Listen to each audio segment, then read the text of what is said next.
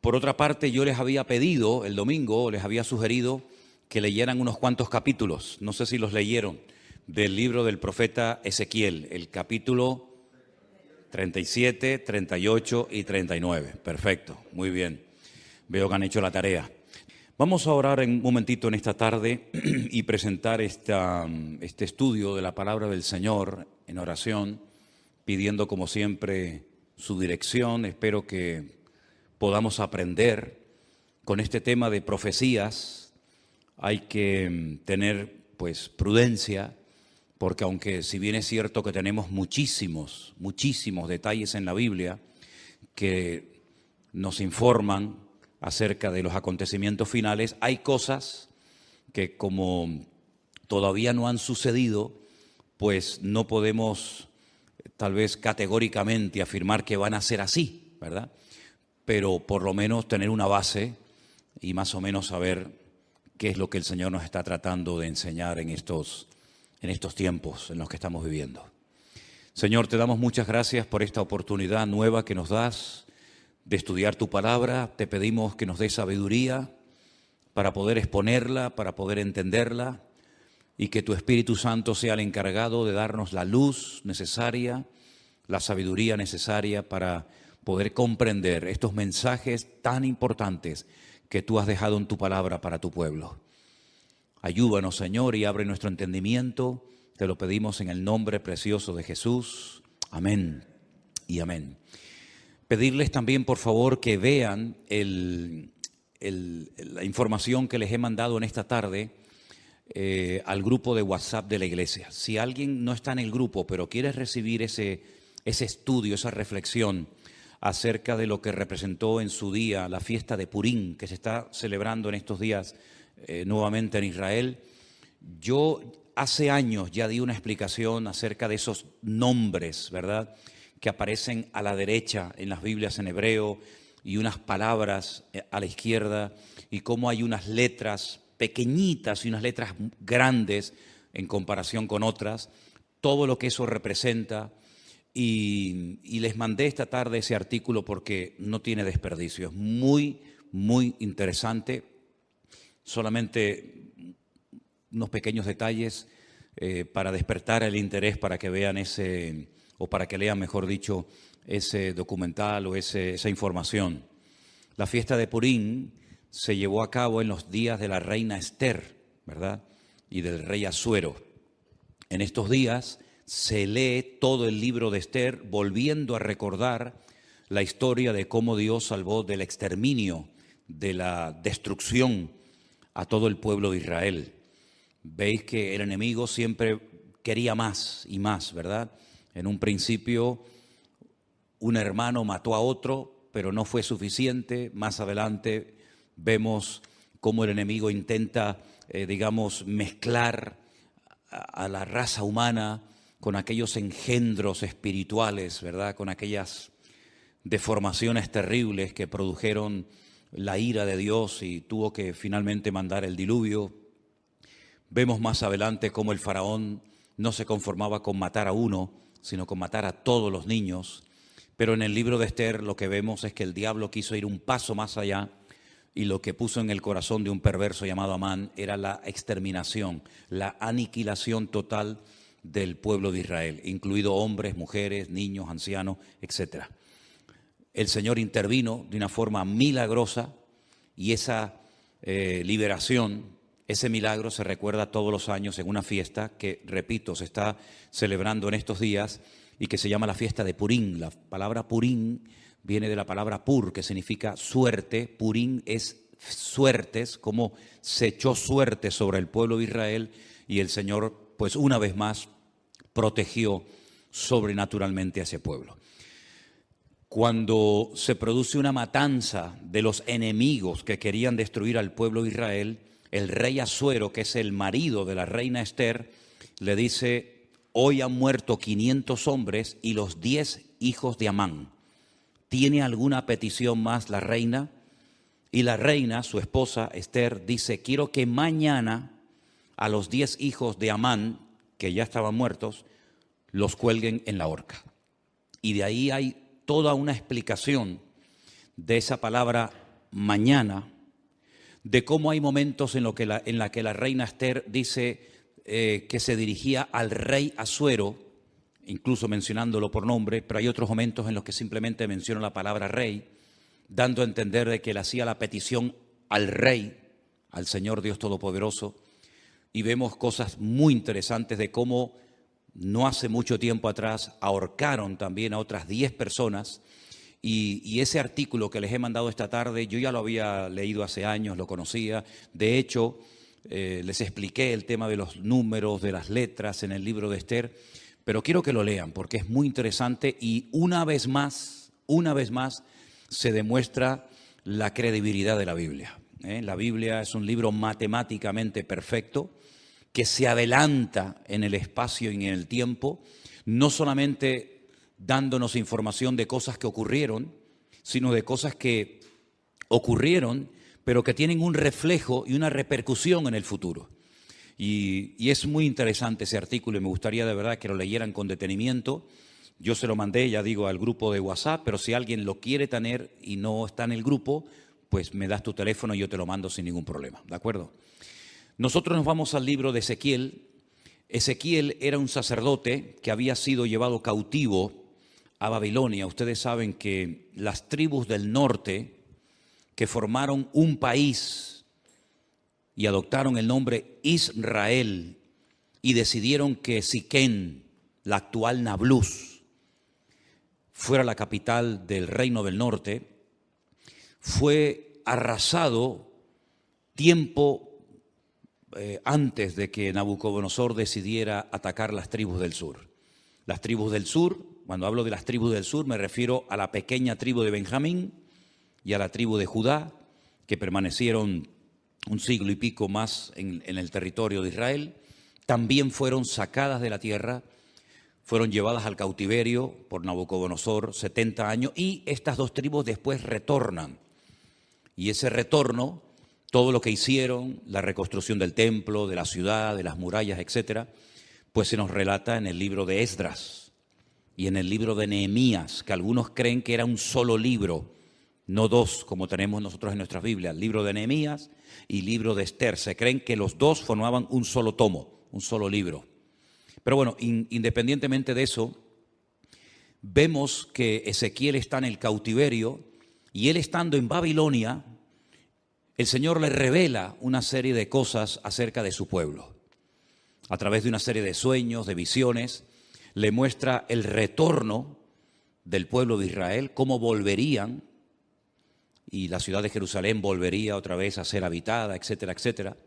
Pero aparte de eso, Ezequiel recibe una serie de revelaciones acerca del futuro, no para su época. Vimos el otro día, por ejemplo, el domingo, que algunas visiones, algunas profecías que recibió Daniel, las escribía, pero el Señor le decía, séllalas, porque esto no es para tu tiempo, esto es para los tiempos finales. Bueno, en cierto sentido también pasó algo parecido con Ezequiel. Ezequiel recibió profecías e información acerca de los últimos tiempos que él no vio durante su ministerio, durante su vida, el cumplimiento de estas palabras.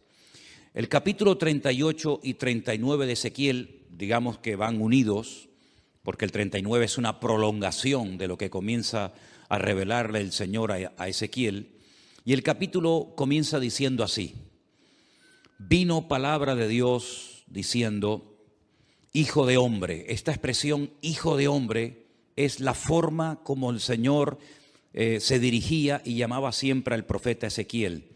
Pon tu rostro contra Got, en tierra de Magot, príncipe soberano de Mesec y Tubal, y profetiza contra él. Vamos a ir haciendo pausas según vayamos leyendo, porque hay algunas cosas que tengo que ir diciendo por el camino para que entendamos ciertas y determinadas cosas. Estos nombres que aparecen aquí, Mesec y Tubal, ustedes los van a encontrar en el primer libro de la Biblia. No es la primera vez que aparecen, ni mucho menos. Concretamente en Génesis capítulo 10, versículo 2, nos dice que Mesec y Tubal eran hijos de Jafet. ¿Quién era Jafet? Uno de los 3 hijos de Noé. Noé tuvo a Sem, Can y Jafet. Bueno, pues Jafet tuvo una serie de hijos y uno se llamó Mesec y otro se llamó Tubal. Eran nietos, en este caso serían nietos del patriarca o del personaje de Noé. Es muy interesante ver cómo los hijos de Noé, Sem, Can y Jafet, se fueron por diferentes partes del mundo, ¿verdad? Y conquistaron territorios y tierras. Y bueno, vemos que los europeos tienen un origen, los africanos tienen otro, y cada nación pues tiene un origen diferente, ¿verdad? Y todo procede de los 3 hijos de Noé, Sem, Can y Jafet. Los cananeos, que son los descendientes de Can, nieto de Noé, pues se fueron a lo que conocemos hoy en día como Israel, ¿verdad? Y allí ese país se llamaba en el principio Canaán. Y el Señor sacó a su pueblo de la esclavitud en Egipto para llevarlos a Canaán, donde vivían los cananeos. Y los cananeos, ese país estaba habitado por una serie de países, de reinos, de naciones. La mayoría de ellos los conocemos por nombre. Allí estaban los filisteos, aunque no eran de Canaán. Los filisteos venían de la isla de Creta y decidieron ocupar la costa de lo que hoy en día conocemos como Israel, y ocuparon ciudades pues tan emblemáticas y tan conocidas como por ejemplo Gaza, que todavía se sigue llamando igual, Asdod, Askelón, Gat, Ecrón. Los filisteos, digamos, que vivían en la costa. Los jebuseos eran los que vivían en el monte Moriah, los que vivían en lo que sería Jerusalén. Y bueno, allí estaban los moabitas, los eteos, etcétera, etcétera. Y eran naciones que no les correspondía habitar en aquel lugar, e Israel tenía que expulsarlos de su tierra. Ahora, en los últimos tiempos, la Biblia dice que se levantará un príncipe soberano, se levantará un hombre que se llama en el Antiguo Testamento, uno de los nombres que recibe es God, pero si uno analiza el Antiguo Testamento, nunca hubo un hombre que se llamó God. God es simplemente un nombre que se le da a un personaje político que en los últimos tiempos decidirá unilateralmente, aunque realmente detrás de todo esto, por supuesto, siempre está la mano de Dios, atacar al pueblo de Israel desde el norte. No es como Amalek, que venía del sur, o como los moabitas, que venían del este, sino que este enemigo atacará a Israel desde el norte, seguramente cruzará los famosos altos del Golán y llevará a cabo una batalla tremenda. Ahora, lo que no se ponen de acuerdo los comentaristas es cuándo se va a llevar a cabo esa batalla en el valle de Meguido, la famosa batalla de Armagedón, ¿sí? Algunos dicen que esa batalla se va a llevar a cabo antes de la venida del Señor Jesucristo. Pero también el libro del Apocalipsis, y después lo vamos a ver, nos dice que después del milenio, God se va a volver a levantar y va a intentar otra vez hacer la guerra contra el pueblo de Dios. Entonces, algunos dicen que es una guerra que se va a llevar a cabo antes y después. Otros dicen que solamente antes, otros dicen que solamente después. En fin, hay diferentes opiniones. Pero vamos a seguir leyendo. Este personaje, que la Biblia en esta ocasión lo llama God, que es el príncipe de estas tierras que ocuparon los nietos de Noé, llamados Mesec y Tubal, dice el Señor: yo estoy contra ti, oh God, príncipe soberano de Mesec y Tubal. Te quebrantaré y pondré garfios en tus quijadas, y te sacaré a ti y a todo tu ejército, caballos, jinetes y todo, de todo en todo, equipados, gran multitud con paveses y escudos, teniendo todos ellos espadas. Y ahora menciona a 3 naciones: Persia, Cus y Fut. con ellos, todos ellos con escudo y yelmo.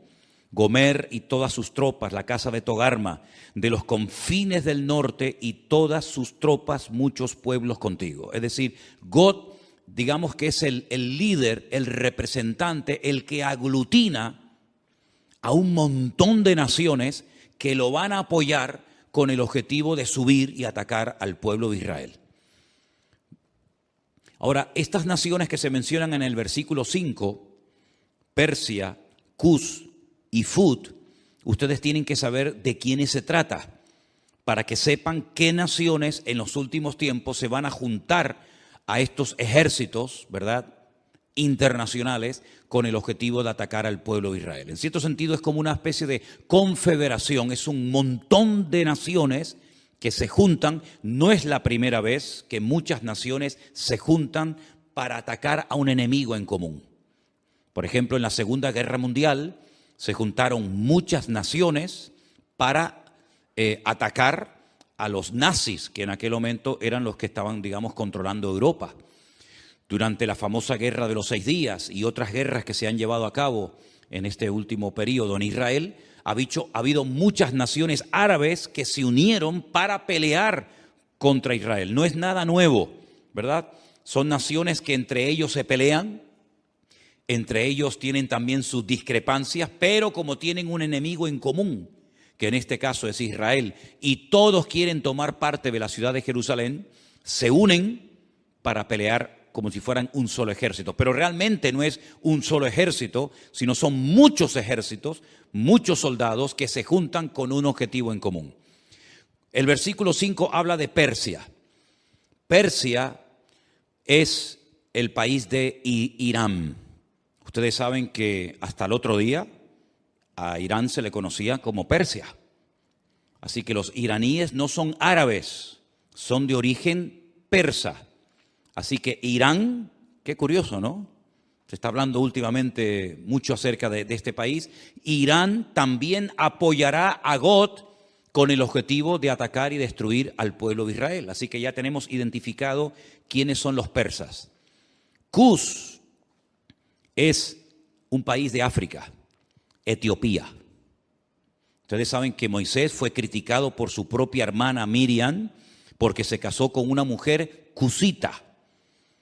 Los cusitas eran o son de Etiopía. Así que Cus en aquel tiempo era Etiopía, actualmente tiene otro nombre. Y Fut es el país de Libia, un país que está en el norte de África. Como pueden comprobar, estamos hablando de naciones del norte de Israel, estamos hablando de naciones africanas, estamos hablando de la nación de Libia. Y en los últimos tiempos vamos a ver cómo diferentes naciones, y ya lo estamos comenzando a ver, cada nación ya se está posicionando. Unos apoyan a un bando, otros apoyan a otro bando, y estamos viendo cómo se está reorganizando el mundo. Unos a favor de estos por los motivos que sea, otros a favor de estos por sus propios intereses.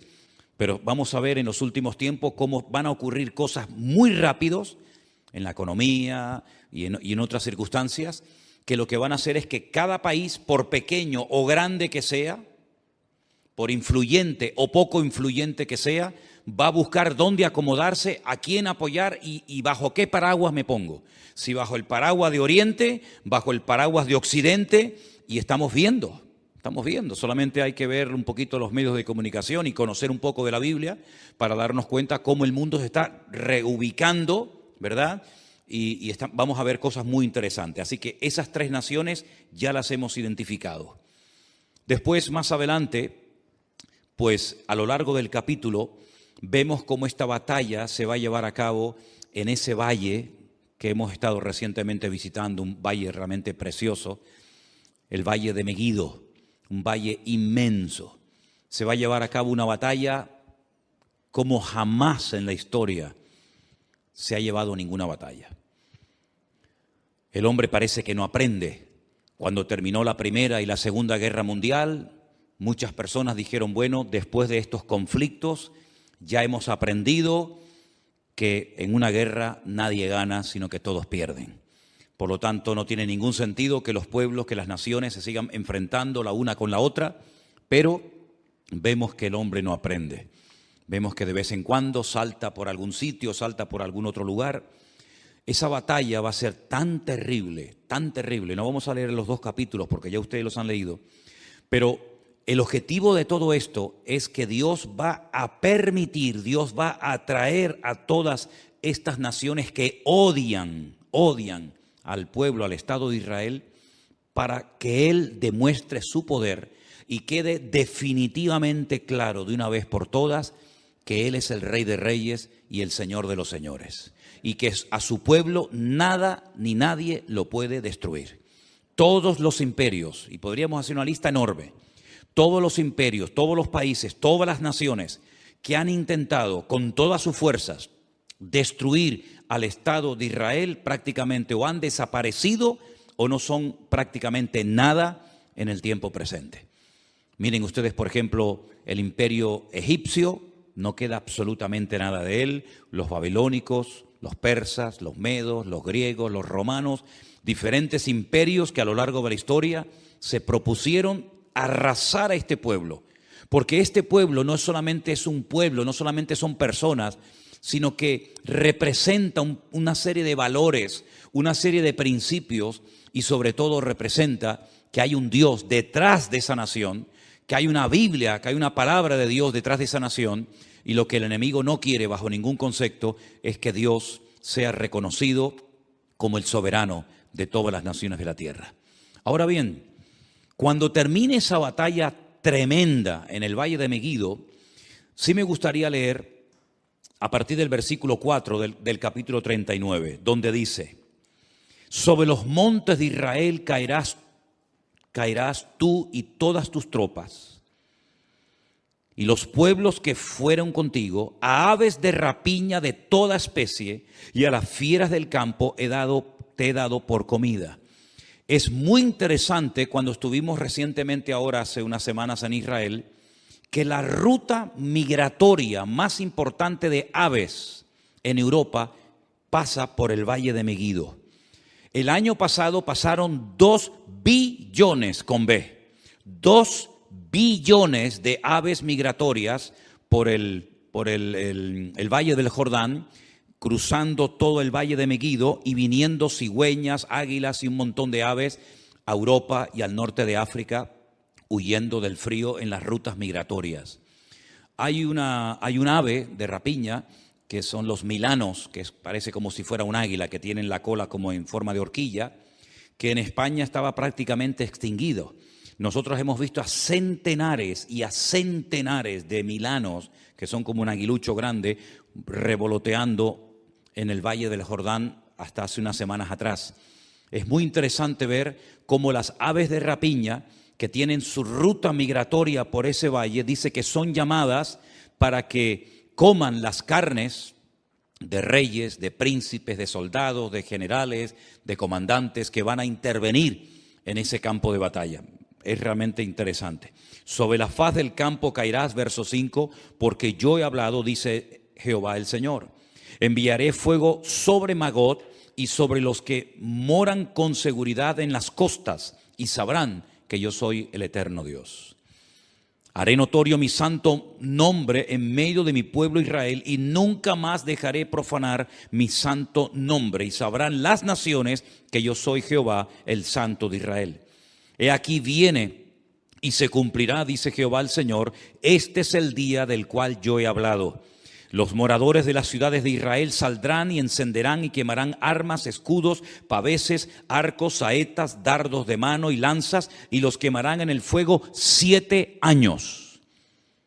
Armamento que traerán esas naciones servirá de combustible durante 7 años después de que finalice la guerra. No traerán leña del campo ni cortarán de los árboles, sino quemarán las armas al fuego y despojarán a sus despojadores y robarán a los que les robaron, dice Jehová el Señor. En aquel tiempo yo daré a Gog lugar para sepultura allí en Israel. Es allí donde va a ser sepultado, donde va a ser enterrado este personaje, en el valle de los que pasan al oriente del mar, y obstruirá el paso a los transeúntes, pues allí enterrarán a Gog y a toda su multitud, y lo llamarán el valle de Amón Gog, que significa la multitud de Gog. Aquí habla de multitud, no especifica el número de esa multitud, pero el Apocalipsis sí nos da ese dato. Porque nosotros no solamente tenemos el Antiguo Testamento para saber las cosas que van a ocurrir, por dónde van a atacar, cuántos van a atacar, cuánto tiempo estarán enterrando cadáveres, etcétera, etcétera, sino que además tenemos la información tremenda del Nuevo Testamento, sobre todo las cartas de Pablo a los tesalonicenses, las cartas de Pedro, parte también de la epístola cortita de Judas y sobre todo el libro del Apocalipsis, donde nos da una información de millones y millones de soldados, 200 millones de soldados que subirán por toda esa cordillera, por esos valles, en dirección a Jerusalén. Pero allí muere este hombre, este personaje, y la casa de Israel los estará enterrando por 7 meses para limpiar la tierra. 7 meses, todos los días enterrando muertos. Hermano, estamos hablando de multitudes, de millones de personas. ¿Cuánto se tardan en enterrar a la gente? Con una pala mecánica haces una zanja enorme y comienzas a echar cadáveres dentro. Pues 7 meses enterrando todos los días muertos. Y los enterrará todo el pueblo de la tierra. Y será para ellos célebre el día en el que yo sea glorificado, dice Jehová el Señor. Y tomarán hombres a jornal que vayan por el país con los que viajen para enterrar a los que queden sobre la faz de la tierra, a fin de limpiarla. Al cabo de 7 meses harán el reconocimiento.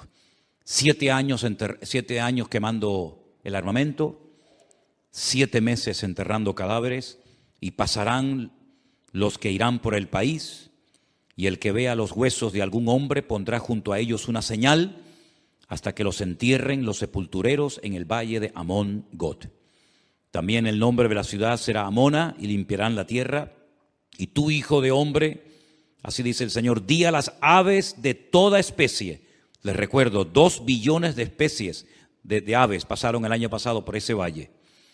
Di a las aves, a toda especie y a toda fiera del campo, juntaos y venid, reuníos de todas partes, a mi víctima que sacrifico para vosotros, un sacrificio grande sobre los montes de Israel, y comeréis carne y beberéis sangre. Y más adelante leemos en el verso 21, y pondré mi gloria entre las naciones, y todas las naciones verán mi juicio que habré hecho. Cuando termine esa batalla, al final de lo que llamamos o conocemos como el nombre de la gran tribulación, comenzará un período de 1000 años que se conoce como el milenio o la era milenial del Mesías. Y dice Zacarías capítulo 14, y esto es literal, no hay que buscar una aplicación simbólica porque es literal.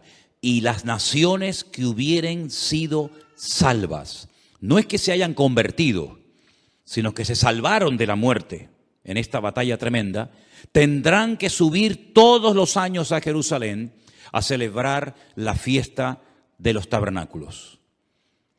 Y la fiesta de los tabernáculos se suele celebrar generalmente entre los meses de septiembre y octubre. Y quiero que leamos literalmente el pasaje de Zacarías capítulo 14 para que vean un dato muy interesante que nos da este profeta acerca de esta batalla y acerca de las naciones que escaparán del juicio en este valle de Megiddo.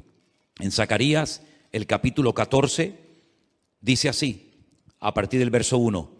He aquí el día del Señor viene, y en medio de ti serán repartidos tus despojos. Está hablando de la misma batalla, está hablando del mismo tiempo, del mismo acontecimiento, pero 2 profetas diferentes. Uno, Ezequiel en Babilonia, y ahora Zacarías. Y dice, porque yo reuniré a todas las naciones para combatir contra Jerusalén. Aquí hay una información adicional a lo que nos viene diciendo Ezequiel. La ciudad será tomada y serán saqueadas las casas, violadas las mujeres, y la mitad de la ciudad irá en cautiverio, mas el resto del pueblo no será cortado de la ciudad. Después saldrá Jehová y peleará con aquellas naciones como peleó en el día de la batalla. Y ahora habla de la segunda venida del Mesías. Porque el Mesías, cuando nació cerca de este monte de los Olivos, en dirección hacia el sur, aproximadamente como a 7, 8 kilómetros al sur, en una pequeña localidad, en un pequeño pueblo llamado Belén, que pertenecía a Judea, Belén de Judea. Pero cuando dice aquí que se afirmarán en aquel día sus pies sobre el monte de los Olivos, aquí podemos ver que el Antiguo Testamento nos habla de su nacimiento en Belén de Judea y de su retorno, su segunda venida, poniendo los pies sobre el monte de los Olivos. Amén, hermanos, ¿lo ven claramente? Nace en Belén, retorna en el monte de los Olivos. Para que algunos digan que la Biblia no habla de dos venidas, sino solamente de una. No, habla de dos venidas. Una que ya se produjo cuando nace en Belén de Judea y otra cuando se afirman sus pies en aquel día sobre el monte de los Olivos que está enfrente de Jerusalén, al oriente, al este, y el monte de los Olivos se partirá por en medio hacia el oriente y hacia el occidente, haciendo un valle muy grande, y la mitad del monte se apartará hacia el norte y la otra mitad hacia el sur. Es decir, si se parte el valle y parte se va hacia el este, parte hacia el oeste y luego se ensancha, se separa el norte y el sur, quiere decir que en esa parte en la que hemos estado muchísimas veces se va a hacer un valle gigantesco, un valle enorme. Ahora mismo entre el monte Moriah, donde antiguamente estaba el templo, y donde está el monte de los Olivos, hay un barranco, hay como si fuera un barranco que se llama el famoso torrente de Cedrón, pero no tiene ni punto de comparación lo ancho que será ese valle cuando el Señor ponga sus pies sobre el monte de los Olivos. La pregunta que a lo mejor algunos se hacen es: ¿qué interpretan los judíos cuando dice aquí y pondrá sus pies sobre el monte de los Olivos y el monte de los Olivos se partirá? Bueno, ellos dicen que cuando venga el Mesías, que no creen que vengan del cielo, pues ellos dicen y opinan que cuando venga el Mesías, la expresión "y pondrá sus pies sobre el monte de los Olivos" es una expresión como decir "y vendrá con autoridad", pero no lo interpretan como algo literal. Entonces, si no interpretan una parte del texto como no literal, tampoco pueden interpretar la otra parte del texto como literal, pero en esta ocasión se equivocan. Dice que huiréis al valle de los montes, porque el valle de los montes llegará hasta Sal. Huiréis de la manera que huisteis por causa del terremoto en los días de Usías, rey de Judá, y vendrá Jehová mi Dios y con él todos los santos. ¿Quién es el que viene? Jehová mi Dios. ¿Y viene acompañado de quién? Con todos sus santos. Esta es la segunda venida del Señor Jesucristo, donde todo ojo le verá, toda rodilla se doblará y toda lengua confesará que Él es el Señor, para gloria de Dios Padre. ¿Se dan cuenta cómo Él viene, pero no viene solo? Ya la iglesia ya ha sido arrebatada, ya fue llevada con Él, y cuando Él retorna en su segunda venida, su iglesia no está en la tierra, sino que su iglesia viene con Él en las nubes. Y acontecerá que en ese día no habrá luz clara ni oscura. Acontecerá que no habrá luz clara ni oscura. Qué cosa tan rara, ¿verdad? Será un día el cual es conocido de Jehová, del Señor, que no será ni de día ni de noche. No nos hacemos ni la más remota idea cómo puede ser, porque en nuestra mente no cabe decir, o es de día o es de noche. Pero dice, no va a ser ni de día ni de noche. ¿Y cómo será ese día? Solamente Él lo conoce. Pero sucederá que al caer la tarde habrá luz. Al caer la tarde, cuando se oculta el sol, es cuando ya se hace la noche. Pero aquí es al revés. Cuando llega la tarde, es cuando hay luz. Qué cosas tan interesantes, qué cambios, ¿no? Qué cambios tan tremendos va a haber. Acontecerá también en aquel día que saldrán de Jerusalén aguas vivas como ríos. ¿Saben que hay un barrio en Jerusalén por el cual hemos caminado muchísimas veces, que es el barrio de las 100 puertas? el barrio de los ultraortodoxos judíos, el barrio de Mea Sharim, las 100 puertas, que han descubierto que por debajo de ese barrio corren ríos de agua tremendos, como aguas subterráneas. Tal vez cuando se produzca ese terremoto tremendo al poner sus pies sobre el Monte de los Olivos, esas aguas broten, salgan hacia arriba, y dicen que la mitad de esas aguas irán hacia el mar oriental y la otra mitad hacia el mar occidental en verano y en invierno. Israel es el único país que tiene 4 mares, 2 internos y 2 externos. Tiene un mar que realmente es un lago, pero lo llaman el lago o el mar de Genesaret al norte. Más hacia el sur está el mar Muerto, que es mucho más grande que el mar de Galilea. Luego, al oeste está el Mare Nostrum, el mar Mediterráneo, que según como se mire, ahí termina o ahí empieza el mar Mediterráneo y llega hasta el Peñón de Gibraltar. Y luego al sur, ¿verdad?, está el Mar Rojo o el Mar de los Juncos, porque tiene un color rojizo por unas hierbas que hay allí. Como hay otro mar que se llama el Mar Negro, por unas algas que hace que parezca que el agua está negra, ¿verdad?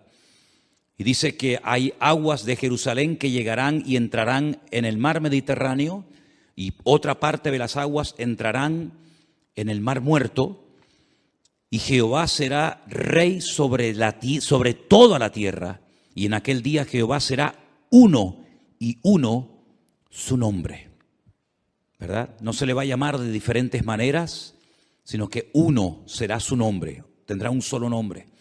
Y toda la tierra se volverá como llanura desde Jeba hasta Rimón, al sur de Jerusalén, y ésta será enaltecida y habitada en su lugar desde la puerta de Benjamín hasta el lugar de la puerta primera, hasta la puerta del ángulo, y desde la torre de Anael hasta los lagares del rey. Y morarán en ella, y no habrá nunca más maldición, sino que Jerusalén será habitada confiadamente. No estamos haciendo referencia a la nueva Jerusalén, que es la que Juan recibe en revelación y que nos cuenta cómo es en el capítulo 21 y el capítulo 22 del libro del Apocalipsis. Esta no es la nueva Jerusalén, esta es la Jerusalén renovada, transformada, pero terrenal, ¿verdad?, en la cual Cristo, con todo su pueblo, sus hijos, estará reinando durante 1000 años. Pero no es la nueva Jerusalén de las calles de oro,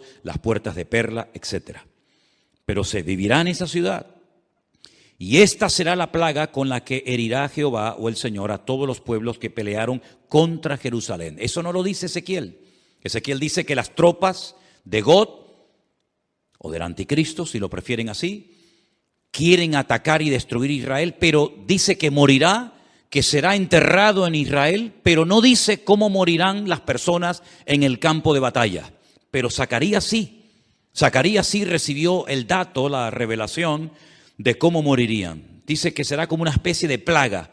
Esta será la plaga con la que Jehová herirá a todos los pueblos que pelearon contra Jerusalén. Escuchen, la carne de ellos se corromperá estando ellos sobre sus pies.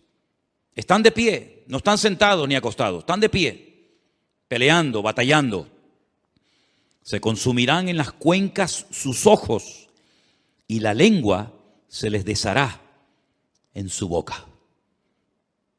¿Esto qué es? ¿Un ataque bacteriológico? ¿Un ataque nuclear? Pero esta será la forma como morirán esas personas que fueron a atacar a Jerusalén. Acontecerá en aquel día que habrá entre ellos gran pánico enviado por Dios, y trabará cada uno de la mano a su compañero y levantará su mano contra la mano de su compañero. Se matarán entre ellos, se pelearán entre ellos, se matarán entre ellos. Increíble, ¿eh? Judá también peleará en Jerusalén, y serán reunidas las riquezas de todas las naciones de alrededor, oro, plata, ropas de vestir en gran abundancia. Así también será la plaga de los caballos, de los mulos, de los camellos, de los asnos y de todas las bestias que estuvieren en aquellos campamentos. todos los que sobrevivieren de las naciones que vinieron contra Jerusalén, aquí hay un dato muy importante, subirán de año en año para adorar al Rey, a Jehová de los ejércitos, a celebrar la fiesta de los tabernáculos. Todos los años tendrán que subir. ¿Por qué la fiesta de los tabernáculos y no otra fiesta? Porque las 3 fiestas de obligatorio cumplimiento que recibió el pueblo de Israel, que son Pascua, Pentecostés o Shavuot y la fiesta de los tabernáculos, las 2 primeras ya tuvieron un cumplimiento profético en la vida del Señor Jesucristo. Dice Pablo, Él es nuestra Pascua. Jesús fue sacrificado, fue crucificado, murió en la fiesta de Pascua. El cordero que se mataba, al cual no se le podía partir ningún hueso en la fiesta de la Pascua, tipifica, representa al Cordero de Dios que quita el pecado del mundo, que es nuestro Señor Jesucristo. La fiesta de las semanas, o Shavuot, o Pentecostés, como la conocemos nosotros, ya tuvo su cumplimiento profético. Fue el día que el Señor decidió derramar de su Espíritu Santo sobre las 120 personas que estaban en aquel aposento, en aquella casa, y comenzaron a hablar en otras lenguas y comenzaron a evangelizar a miles de personas que se convirtieron en aquel día. Pero la fiesta de los tabernáculos no ha tenido un cumplimiento profético en Cristo. Pero dice en el libro del Apocalipsis que cuando Él venga, Él pondrá su tabernáculo entre los hombres. Y su tabernáculo, su suká, es nada más y nada menos que su misma presencia. Él nació en la fiesta de los tabernáculos y Él exigirá que en la fiesta de los tabernáculos todas las naciones que hubieren sido salvas tienen que subir de año en año a Jerusalén a adorar al Rey, a Jehová de los ejércitos. Y el que no suba, dice la Biblia en el verso 17, no vendrá sobre ellos lluvia. ¿Qué les parece? Si la familia de Egipto no subiere y no viniere, sobre ellos no habrá lluvia. Vendrá la plaga con la que el Señor herirá a las naciones que no subieren a celebrar la fiesta de los tabernáculos. Esta será la pena del pecado de Egipto y del pecado de todas las naciones que no subieren para celebrar la fiesta de los tabernáculos. Así que cuando nosotros decimos que lo mejor y lo peor está por venir, es cierto, queridos hermanos. Cosas tremendas que hemos leído en esta noche, por lo menos en parte, y otras que no hemos leído, tienen que suceder en algún momento. ¿Quién nos iba a decir a nosotros que íbamos a ser protagonistas de ciertas y determinadas cosas que ya han visto y están viendo nuestros ojos cada día? Yo les recuerdo que hace 2 años, solamente 2 años, no se hubiera podido celebrar aquí este culto, porque estábamos todos confinados, encerrados en nuestras casas. Y esa experiencia, que para algunos era una locura y un disparate, que todas las naciones de la tierra, que todos los cristianos del mundo, que todas las iglesias, igual da de la denominación a la que sean, tendrían que cerrar las puertas durante algunas semanas o meses, ya en nosotros es un hecho que ya sabemos que pasó, porque también lo vivimos en carne propia. ¿Y quién nos iba a decir a nosotros lo que estamos viendo en televisión en estos días? ¿Verdad? Parece como decir, ¿pero qué es lo que ha pasado? Si hasta el otro día todo estaba tranquilo y todo estaba bien y ahora se ha disparado el precio de esto y el precio de lo otro y nadie sabe lo que tiene que hacer y nadie sabe lo que va a pasar dentro de media hora y nadie sabe si se va a quedar aquí o va a decir, bueno, vamos también a ir a por el vecino de enfrente. Nadie sabe absolutamente nada. Hay un temor, ¿verdad? Hay una inseguridad y dice la Biblia que en los últimos tiempos habría angustia en las gentes, habría temor, habría miedo, pero en nosotros los cristianos, los que hemos creído, no pueden aflorar, no pueden manifestarse esas actitudes, sino más bien todo lo contrario. Dice, erguíos y levantad vuestras cabezas, porque vuestra redención está a las puertas. Y todo esto es la señal de que todo lo que está escrito en la palabra, que hemos leído y predicado durante años y años, pues llegará el momento que, si el Señor lo permite, lo vamos a poder contemplar y lo vamos a poder mirar con nuestros propios ojos. ¿Cuál debería ser entonces? Algunos especulan que si Pablo logró salir de ese encarcelamiento y luego otra vez lo volvieron a meter.